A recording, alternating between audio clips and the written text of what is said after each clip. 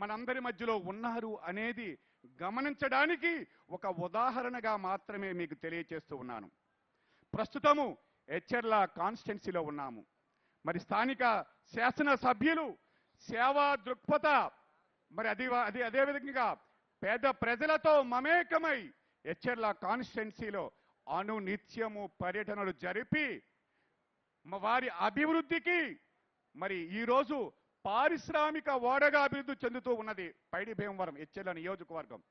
వారికి చేదోడు వాదోడుగా ఉంటూ ఈ ప్రాంతాన్ని పారిశ్రామికంగా ఎలాగ అభివృద్ధి చేయాలి, పారిశ్రామికవేత్తలకు ఎలాంటి చేదోడు వాదోడు అందించాలి అని స్థానిక ఎచ్చెర్ల శాసన సభ్యులు ఆరాటపడుతూ ఉన్నారు. అందుకనే ఈరోజు గౌరవ ముఖ్యమంత్రి వర్యులకు ఎచ్చెర్ల అసెంబ్లీ నియోజకవర్గం అభివృద్ధి చెందబోయే అంశాలను తన మాటల ద్వారా తెలియజేయబోతూ ఉన్నారు మరికొద్ది సేపట్లో. మరొక ముఖ్యమైనటువంటి నేత చిన్న రైతు కుటుంబంలో పుట్టి పార్లమెంటులో ఒక అత్యున్నతమైనటువంటి పార్లమెంటు సభకి ఎన్నికైనటువంటి వారు మరి ఇక్కడే మరి ఎచ్చెర్లలో నియోజకవర్గం విజయనగరం పార్లమెంటు సభ్యులు కలిశెట్టి అప్పలనాయుడు గారు కూడా ఇక్కడి నుంచే చిన్న వయసుతో ఎంతో క్రమశిక్షణతో ఎదిగినటువంటి నేత. ఎందుకు చెప్తున్నాను అంటే పరిపాలించే పాలకులు సక్రమంగా ఉన్న రోజు మనము హాయిగా నిద్రపోవచ్చు, చక్కనైనటువంటి పాలన అందిస్తారు. వారు చేసే ఆలోచనలకి అనుగుణంగా మనం నడుచుకుంటే మనం అందరము కూడా ఆనందకరమైన సుఖకరమైనటువంటి జీవితం అనుభవిస్తాం.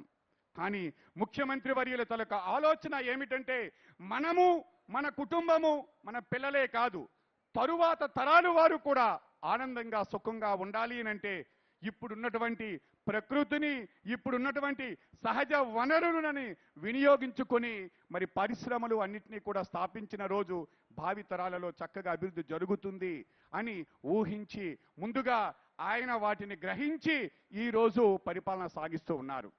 తాను శ్రమించుతూ నిత్యము మరి శ్రమించే విధముగా ఆదర్శంగా అందరికీ నిలుస్తూ ఉన్నారు.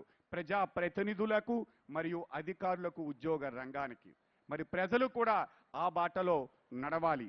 అందుకనే స్వచ్ఛ ఆంధ్రప్రదేశ్ అనే బృహత్తరమైన కార్యక్రమాన్ని ఈరోజు ఆంధ్రప్రదేశ్లో ప్రతి శనివారము ప్రతి నెలలో 3వ శనివారము మనము అబ్జర్వ్ చేస్తూ ఉన్నాము. దీనికి కారణం ఏమిటో తెలుసా? ఆ రోజే కాదు, ఒక 3వ శనివారం కానీ మనము దాన్ని అలవాటుగా మర్చుకుంటే ప్రతిరోజు కూడా మన పరిసరాలని పరిశుభ్రంగా ఉంచుకుంటే ఆరోగ్యంగా ఉంటాము. ఆరోగ్యంగా ఉంటే మరి జీవితంలో మనము ఎప్పుడూ కూడా అనారోగ్యం పాలైతే చేసే ఖర్చుని అది మనకు మిగులుతుంది, మనం ఇంకొక దానికి వినియోగించుకోవచ్చు. అదే మనం అనారోగ్యం పాలైనట్లయితే అధిక డబ్బుని ఖర్చు చేయవలసి ఉంటుంది. అందుకనే గౌరవ ముఖ్యమంత్రి వర్యులు స్వచ్ఛ ఆంధ్రప్రదేశ్ దిశగా మరి ఈరోజు స్వచ్ఛత పాటించే విధంగా పలు కార్యక్రమాలను చేపడుతూ ఉన్నారు.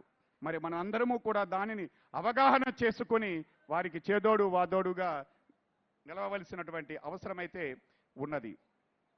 ఇంకొక ముఖ్యమైనటువంటి కార్యక్రమం 1997లో ఆనాటి ముఖ్యమంత్రి ప్రస్తుత ముఖ్యమంత్రి నారా చంద్రబాబు నాయుడు గారు ఈ గవర్నెన్స్ అని తీసుకొచ్చారు.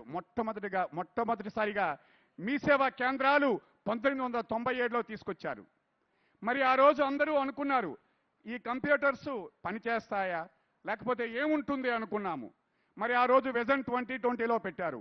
ఈ రోజు విజన్ 2020లో మారుమూల ప్రాంతం సైతం మరి మీ సేవా కేంద్రాలు వచ్చాయా లేదా? విజన్ 2020లో పెట్టినవన్నీ కూడా ఈరోజు వచ్చాయి. అందుకనే గౌరవ ముఖ్యమంత్రి వర్యులు విజన్ 2047లో ప్రతి మారుమూల ఉన్నటువంటి వారు మండల కేంద్రాలకి